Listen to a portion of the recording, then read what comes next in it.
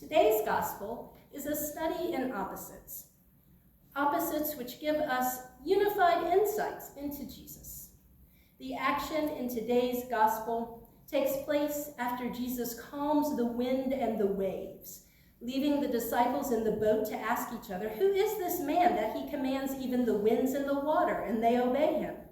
And then they sail on to the other side of the lake. They step out into foreign territory. One gospel commentator notes that this is the only time in the Gospel of Luke that Jesus goes to the land of the Gentiles. And a strange welcoming committee greets them. A naked man, possessed by demons, who lives in the graveyard. In more ways than one, Jesus is in a place that is the opposite of life. It's not the first time, and it won't be the last. In this gospel, we see that no one is beyond the reach of God's healing and restoration to life, even when all human interventions have failed.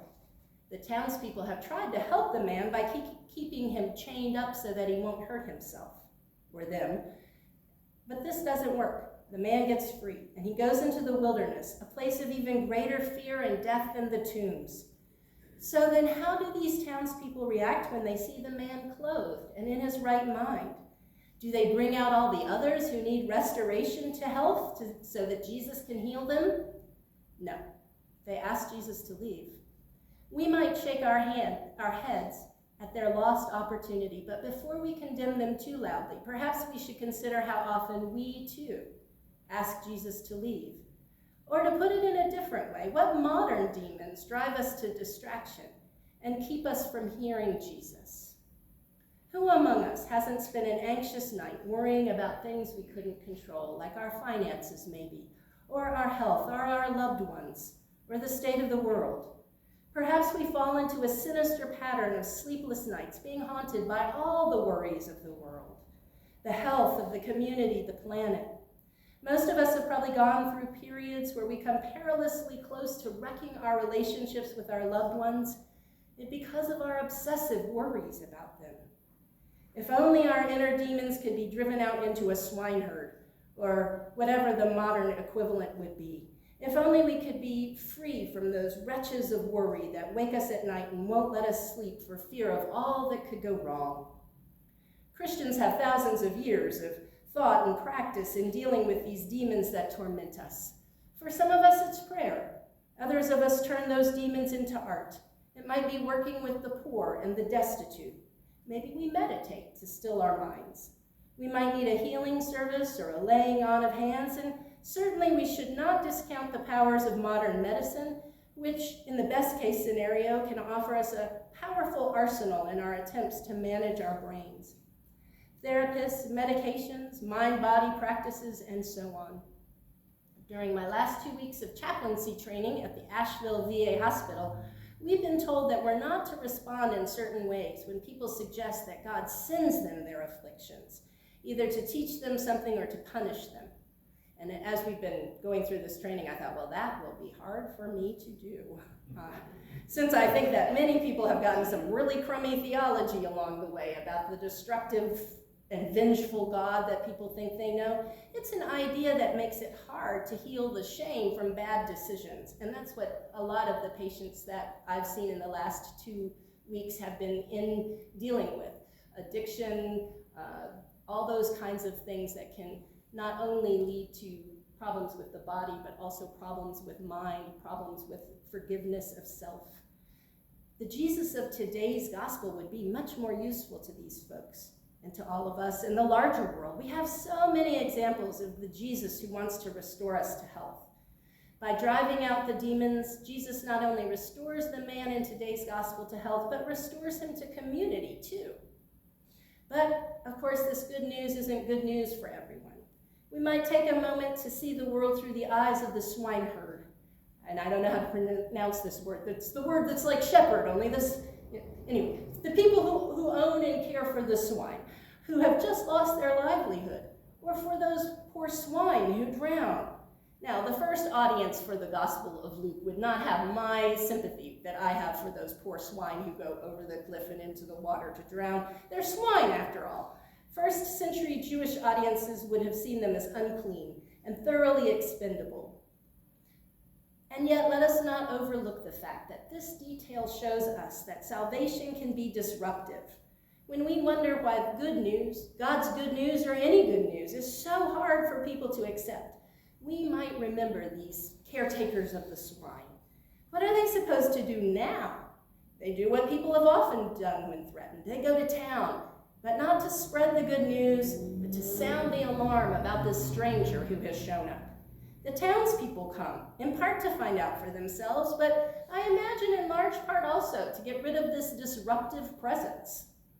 It probably doesn't surprise us that the formerly possessed man wants to come with Jesus.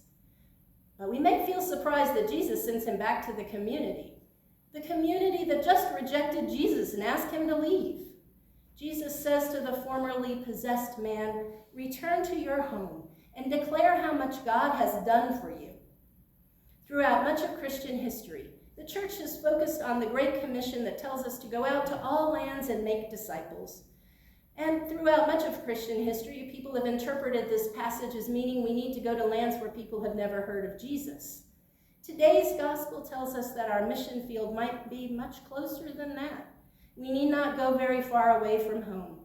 It is the opposite from what many of us have been taught, certainly the opposite from what I've been taught, which may explain why my sermons periodically circle back to this idea. We can do good work here in our communities where we are planted. We can do good work here, creating community. The formerly homeless, formerly demon-possessed man returns to his community, healed and whole and free from demons.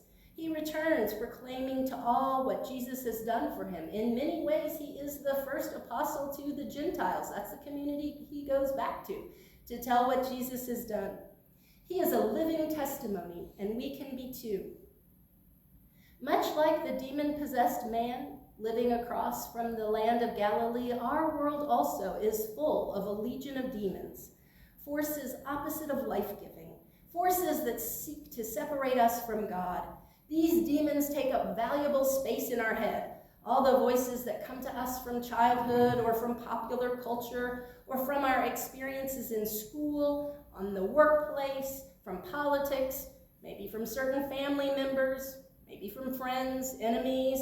In the larger world, too, we see a variety of demons, so many people who seem possessed by so much evil. Let us be steadfast in our resolve to drive out those demonic forces, the ones that possess us, the ones that possess society. Now, we must proceed with care. We must remember that evil has real power to disrupt and wreak havoc. It was true in the time of Jesus, and it's equally true now. Like Jesus, we are likely these days to find ourselves stepping out into a land that resembles the one on the other side of the lake from Galilee, a land of tombs inhabited by naked ones possessed with a legion of demons. But know this truth, know that we are clothed with Christ, as Paul says. Jesus calls us to be the ones who speak the truth of God's love for all of creation, the ones who can create community, the ones who will drive the demons of despair into the sea. In these uncertain times, our mission is more important than ever. Drown out all the shouting of the demons and all of their demands. Listen for the voice of Jesus. Tell the good news of what God has done and what God will continue to do, the making of all things new.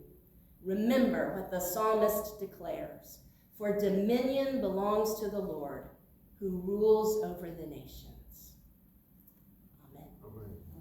And now, let us rise as we are able and sing ELW 843, Praise the One Who Breaks the Darkness.